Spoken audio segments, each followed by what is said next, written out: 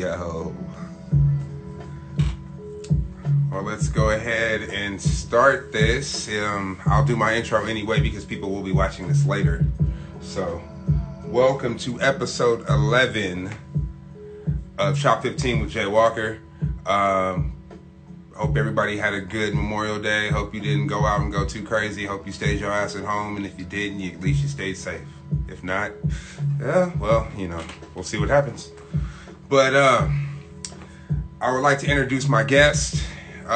He is a veteran of hip-hop, the underground hip-hop scene in California. Well, hell, nationwide, man. This is a nationwide touring artist, a man of many trades, DJ, producer, rapper, business owner, homeboy, because P Chill's everybody's homeboy. So, without further ado, let me go ahead and lock my man in, P Chill.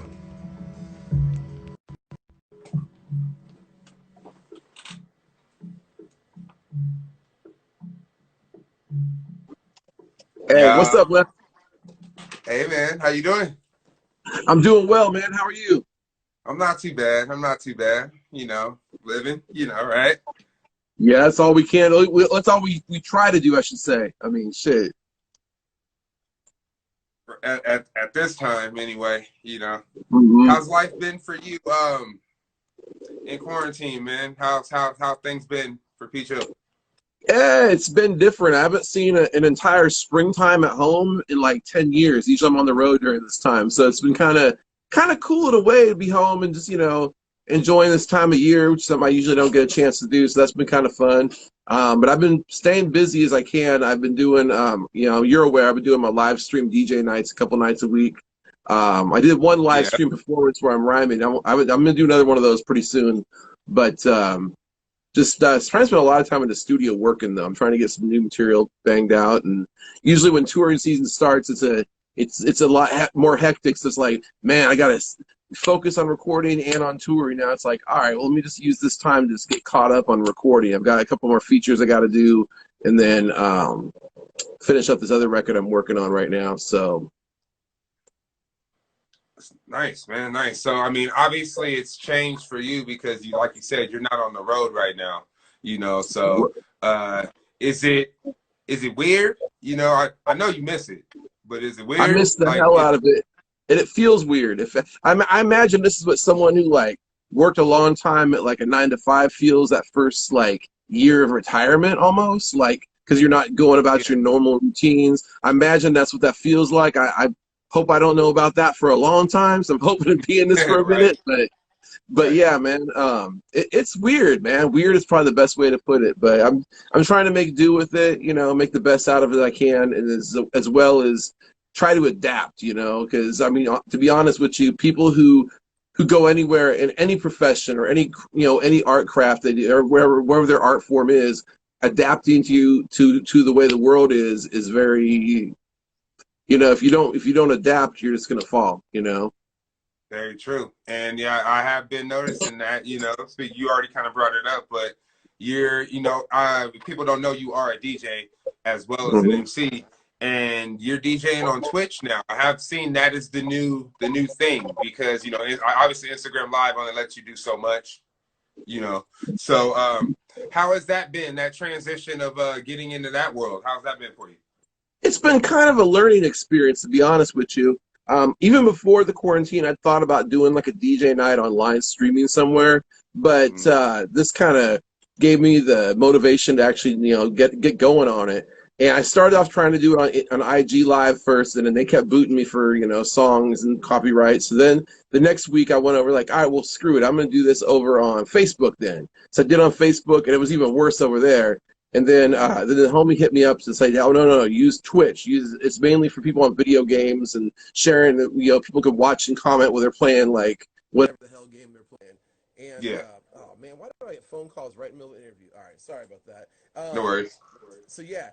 So someone hit me up to that, and they said, no, start using OBS Studio, and then you can do all kinds of crazy stuff. So I learned about the green screen. Like last Friday night, I was running a movie behind me while I was DJing and stuff. Yeah, it's been kind of a learning process. I don't want to just film myself DJ. I mean, I started off doing that, but it's like, no, I want to make this more interesting. So I ordered a green screen, set up kind of the recording studio, turned it into like a filming studio where I can just pull the screen out and do that. And it's like, okay, let me retract that back so I can get back to my normal work, you know. So it's been fun though. It's definitely been a learning experience, and I think it's been a good thing because now I've learned about green screen filming, which is like, hey, I can take that into the real of my music videos now. So now so from this, I've learned some things that I'm going to put forward, regardless of whether we can go out and do our normal things ever again or not, you know, which I'm sure we will. Just it's a matter of when.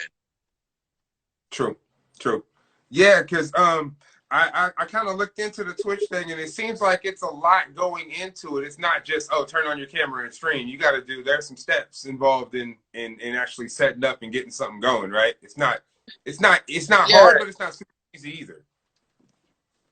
Yeah, with Twitch, it's best to, like I said, it's best to use something like OBS Studio. It's a free software.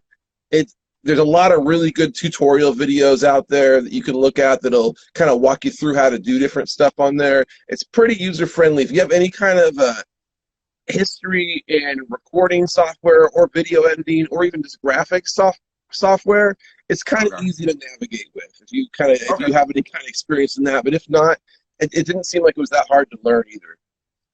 Right. Okay, that's cool. Man, so on to one of the other things that you do. You are a business owner. You own a portion of UL Sounds, which does distribution. I can hardly hear you. Give me 1 second here. I'm having trouble with my audio. My bad. Let's figure this out. Let's see here. All right. How about now? Can you say something? Yeah. All right. You're quiet. I'm just have to listen closer. That's all. You sure? It's something on my end where I got that phone call in and jacked up my audio. So. Oh shit. Okay. All right. Yeah. Give me 1 second here. Let me hold on. I can do this. Hold on. I'm in a damn studio. Why don't I just plug into the audio board? Hold on here. Actually, no, that's not going to work. All right, let's hold this a little closer. Give me 2 seconds here. I hate this. Yeah, no, Jamar talking plenty loud. That's on me and my crappy phone here. All right, yeah. So that UL Sounds, yeah, man. I am a 1/4 owner of UL Sounds myself, and 3 other business partners. Yeah. So how did that come about? What made you decide to get into like music publishing and like distribution? Well, the company was founded by myself and then my lifelong friend, Michael Lorda, also does DJ Double Ace. He was the first DJ I ever had when I started rhyming back in the early 90s. When we went to school together, he took the college route and got his degree at UOP in music business management and stuff. And I just went the route of, hey, I'm going to go out and just make music and just go that route, you know. So when he ended up working for Concord Records, which owns a lot of crazy catalogs, like the Isaac Hayes catalog, all the stuff on Stax. I mean, a lot of great records and stuff. He worked there for like 10 or 12 years, and then they laid him off. Either he could move down to L.A. or he could take a layoff, and he wasn't trying to move down there. His whole family's up here and stuff. He was trying to move his kids and all that. So when he got out of there, he had enough connections through some different stuff that he's like, hey, we could set up our own distribution. This is like around 2011. And I'm like, okay, let's do that. So we did it, and I mainly just put my music out through it. Then we started signing people for the distribution a little bit. And then Mike's specialty was always the publishing side of things. He has such a strong understanding of publishing and how that stuff works. So he took over that side of the house. And then over time, we brought in our partners and stuff to help out. But yeah, I got into it mainly because what I do is mainly I handle the distribution side of things and anything that requires anything halfway artistic, you know. So nice. And is how many artists do you guys have? How would you rate the success of the company so far? The success has been, I would say it's more successful than I anticipated, especially since so many businesses, especially in this business we're in, the entertainment business, it's really hard to succeed at it. So even though we're not like a multi-million-dollar company or anything along those lines, I feel like we're successful just because we've been able to stay in business for so long. We've got, God, I want to say, I don't have an exact number for how many artists we work with between publishing and distribution, but I gotta say it's a little over 100 different artists right now. I was We gonna got we guess. got a pretty strong catalog. And what it's been is we've been lucky enough to work with a couple of high profile artists over the years. The first year we were actually when the first year that we became an actual LLC, we picked up Asher Roth for a couple of years, got all his foreign distribution of one of his records, and that pretty much kept our doors open for the first couple of years and gave us a chance to really, because otherwise we might not have kept going because we were really not making that much money before that. And then we picked up publishing from a gentleman and distribution for a guy named 90 the Observer. He's a reggae artist out of Jamaica, and he's a legendary cat. If you look at his catalog, it's just insane. I mean, we ended up distributing and redistributing a lot of records for people like Dennis Brown. We distribute some Dennis Brown records now. Oh God, the guy he's known for Lovers Rock. I can't think of his name now, but it's on the tip of my tongue. But everyone's heard of the guy. Anyway, but yeah, we do it. We got a chance to distribute a lot of really great music, and it's funny too because a lot of this music when it would come across my desk to be like processed and set up, I was like, wait a minute, because these are reissues. I'm like, I listened to that for years. Now we're distributing that. It's kind of an honor for me as a fan of music to get to work with that. Right. That's pretty cool, man. That you do get to do that, and you're kind of paying it forward by helping artists who necessarily don't understand that side of the game. Because I know even for me, I've gotten a lot of knowledge from you on that side, and worked with you guys on that side because it's tough to navigate that if you don't have any people who know or you don't know yourself. So just having somebody like that, you being that kind of branch for people is big for artists. That's a real big move, and I've always saluted you for that. That's real big shit. Thank you, man. I appreciate it. That's the whole point of it too. Is I want to spread that knowledge and share it with people because when I was first coming up, I had to figure everything out for myself, and that's just how it was. And so the way I look at it, it's like, all right, other artists, I want them to learn from my mistakes, so they can go out and make some new mistakes. We're all gonna make mistakes, we're all gonna make mistakes along the way, but go out and make some new mistakes. Maybe I can learn from you along the way too before I get to that point as an artist, Right, exactly. So speaking of the artist side, we have even talked about you as Mr. P. Chill, the MC, the producer, man. What's on deck for you musically? Right now I'm working on my 14th full-length album. This one's titled Life, and that's an acronym, LIFE. Originally, when I first started writing it towards the end of last year, it was going to stand for Love in Full Effect because I wanted to write something a little personal, but I also wanted to be kind of an uplifting album. But then kind of when I reached the halfway point of the record, the world kind of changed on us about a couple months ago. And so a lot of the stuff I've been writing has been a little bit darker because as artists, we're influenced by what's around us, what we're experiencing and seeing firsthand. Exactly. So it's going to have a double meaning. So it's going to be love in full effect, but it's also going to be life in fragile environments. Okay. So it's going to be kind of it's going to have two different sides to it almost now, which it will because when I press the vinyl, it's going to be two sides, but yeah, it's gonna have two different directions it's gonna take. Where originally it was gonna be just one. I actually just sent out to have some 45s pressed. I should have those back in about 7 or 8, 9 more weeks, something like that. 2 of the songs. Actually, it's gonna be 2 of the songs from the record. You there? Yeah, Merchandise King, man. That's you, man. You always got the merch on deck, dude. 45s. That's what's up. 45s. I've always wanted to do a 45 with like the big hole and all that, like the stuff you see in a jukebox. So I was gonna do this song I wrote called Digging. It's about crate digging, looking for records and shit. And I had this really dope sample on there. It was all set to go, and I sent it off to press. And in their copyright department said, Hey, do you have any clearance on that sample? I'm like, I'm just working on that, as a matter of fact. Then I started hollering and trying to track it down to sample, but they put the kibosh on that, so I had to change the song off of that one. So that one's not going to be on the 45 yet, but I'm actually talking to Sony about getting the sample cleared, which is sample clearance is such a pain in the ass. I'm just going to leave that one right there. It's a pain in the ass. Yeah, that's a whole new ball game right there, man. Yeah, because I never used to clear my samples, I'm going to be real honest, but I was also never doing anything that was, burning CDs and selling them around town. You're not going to get nailed for that shit. But now everything's digital and it's on these huge platforms. It's the game's a little different now. So Very true. Very true. Very true.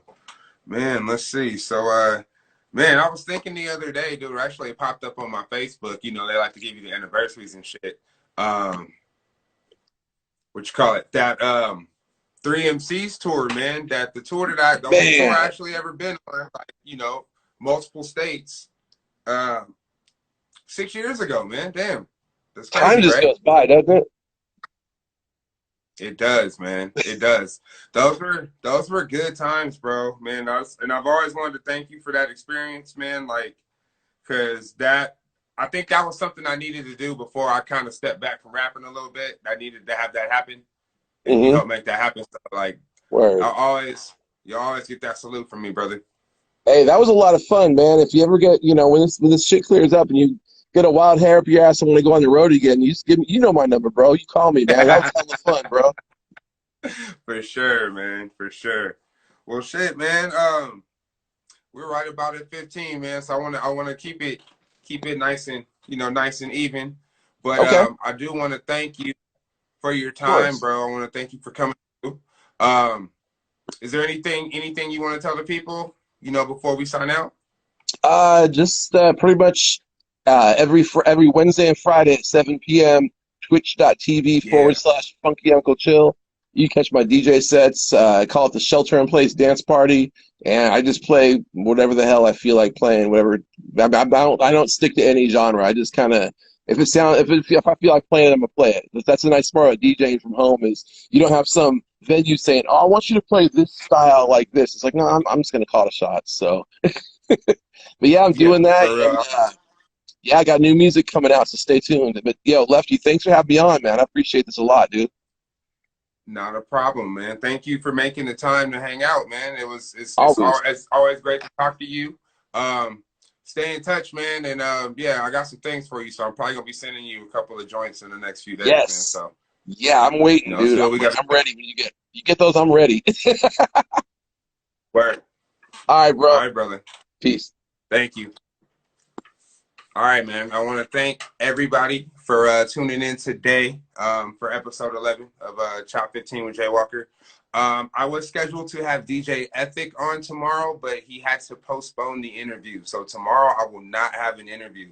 I just got told today. So I do apologize for that. Maybe I'll go on live tomorrow and just chop it up with people and maybe make some beats or something. So until then, if not, Wednesday, I am back with, let me look at the schedule. Re-interviewing,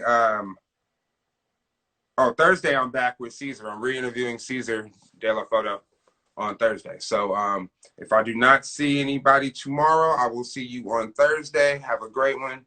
Peace out.